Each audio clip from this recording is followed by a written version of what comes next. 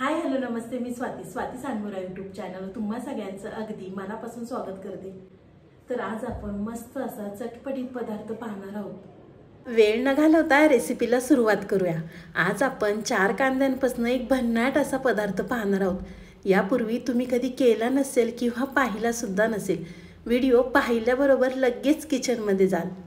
तर इथे पहा मी 4 कांदे घेतलेले आहेत, मीडियम साईजचे कांदे घेतलेले आहेत। तर आपल्याला कांदे सोलून घ्यायचे आहेत। सोलल्यानंतर आपल्याला पातळ असे उभे कट करून घ्यायचे आहेत। अगदी व्हिडिओमध्ये दाखवते त्या पद्धतीने करा। तर चला मी एक अर्धा कांदा सुरीने कट करून घेतलेला आहे। तर त्यानंतर कांदा कट करण्याची मी तुम्हाला इथे एकदम सोपी पद्धत दाखवणार आहे। तर बटाटे चिप्स करतो आपण, ती किसणी सगळ्यांकडेच असती। तर त्याने आपल्याला इथे उभा पातळ असा कांदा कट करायचा आहे। आपण जसं बटाट्याचे चिप्स करतो त्या पद्धतीनेच आपल्याला कांदा धरायचा आहे आणि छान असा पातळ कांदा पाहू शकता, सुरीपेक्षाही त्याने अगदी पातळ कांदा कट झालेला आहे। तर इथे मी तुम्हाला अजून अर्धा कांदा कट करून दाखवते। अगदी सोपी पद्धत आहे आणि भरभर असा कट केला जातो। तर पाहू शकता छान असा पातळ कट झालेला आहे। तर अशाच पद्धतीने इथे मी सगळा कांदा कट करून घेणार आहे। तर कांदा कट करून झाल्यानंतर आपल्याला हाताने हा कांदा थोडासा मोकळा करायचा आहे। कांदा मोकळा केल्यानंतर आपल्याला एका पसरट भांड्यामध्ये हा कांदा काढून घ्यायचा आहे। तर आज आपण कांद्यांपासून भन्नाट असा पदार्थ पाहणार आहोत। तुम्ही नाश्त्यासाठी करा किंवा टिफिनसाठी करा, अगदी झटपट होतो। तर एका भांड्यामध्ये कांदा घेतल्यानंतर त्यामध्ये आपल्याला 2 ते 3 मिरच्या बारीक कट करून घालायच्या आहेत। लहान मुलं जर खाणार असतील तर मिरच्या नाही घातल्या तरी चालेल, त्याऐवजी तुम्ही थोडीशी मिरची पावडर वापरू शकता।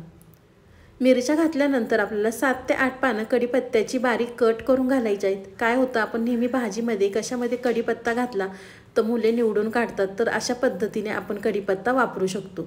कढीपत्ता घातल्यानंतर त्यामध्ये आपल्याला लसूण घालायचा आहे। इथे मी 3 ते 4 पाकळ्या बारीक कट करून घेतला होता। लसूण घातल्यानंतर भरपूर आपल्याला अशी कट केलेली कोथिंबीर घालायची आहे। 1 चमचा ओवा घालायचा आहे।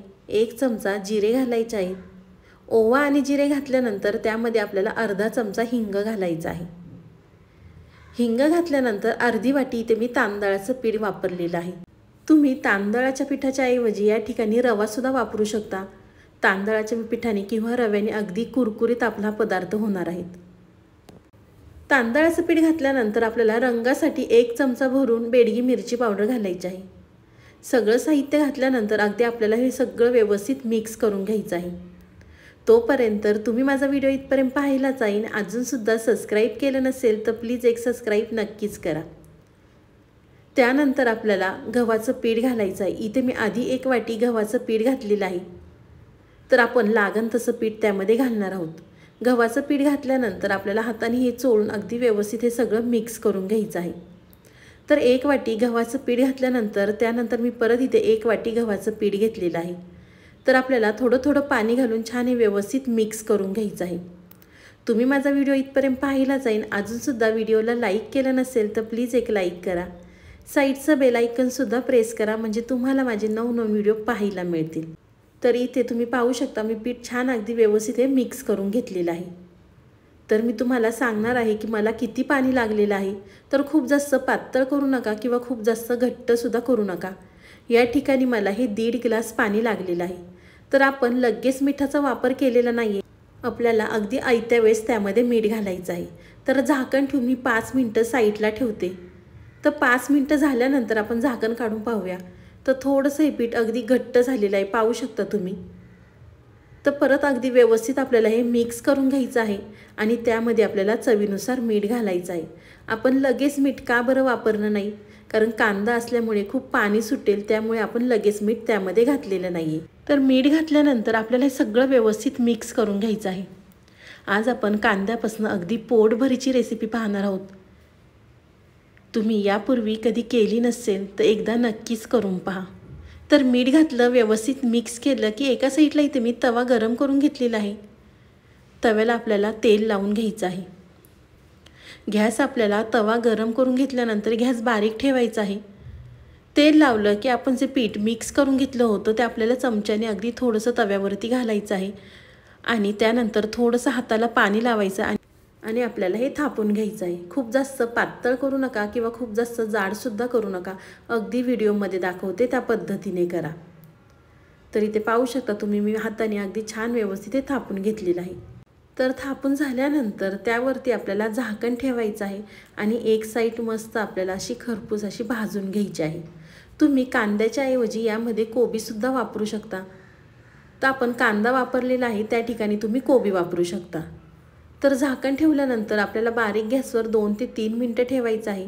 त्यानंतर पाहू शकता वरची साईड अगदी कोरडी झालेली आहे।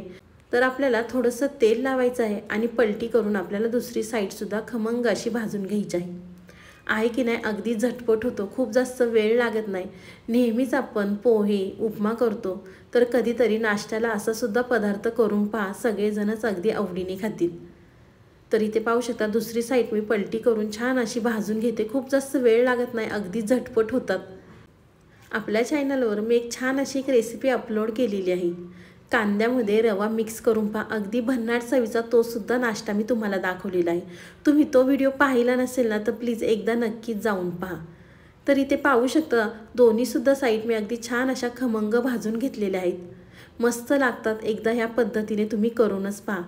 तर चला दोन्हीसुद्धा साईड भाजल्यानंतर मी एका प्लेटमध्ये काढून घेते आणि अशाच पद्धतीने इथे मी दुसरंसुद्धा करून घेणार आहे।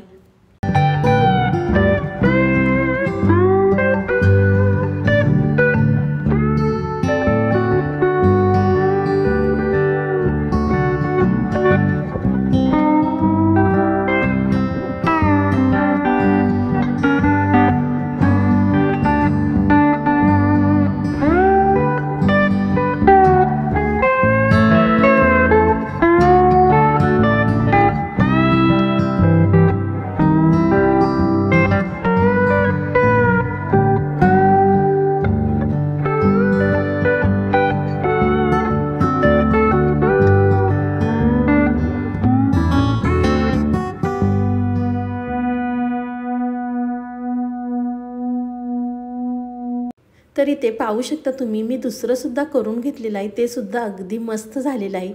पहिलं अगदी तव्याला चिटकलं होतं, पण दुसरं अगदी व्यवस्थित निघालेलं आहे। तर अशाच पद्धतीने इथे मी सगळे करून घेणार आहे, पण हे गरम गरम खायला अगदी छान लागतात। तर अशाच पद्धतीने इथे मी 3 करून घेतले होते, बाकीचे मी घरातले आल्यावर करणार होते। तर मस्त असे तुम्ही या रेसिपीला काय नाव देताल ते मला नक्कीच कमेंट करून सांगा। तर तुम्ही टोमॅटो केचप संग किंवा मेयोनीज संग किंवा कोणत्याही चटणी संग खाऊ शकता, पण इथे मी लोणच्या सोबत खाणार आहे। तुम्हाला ही माझी आजची रेसिपी कशी वाटली ती मला नक्कीच कमेंट करून कळवा। व्हिडिओ आवडला तर व्हिडिओला लाईक, कमेंट, सबस्क्राईब करायला विसरू नका। तुम्ही माझा व्हिडिओ कोणत्या शहरातनं पाहता ते सुद्धा मला कमेंट करून नक्कीच कळवा। तर चला पुन्हा भेटूया असाच एक छानसा व्हिडिओ घेऊन, तोपर्यंत बाय।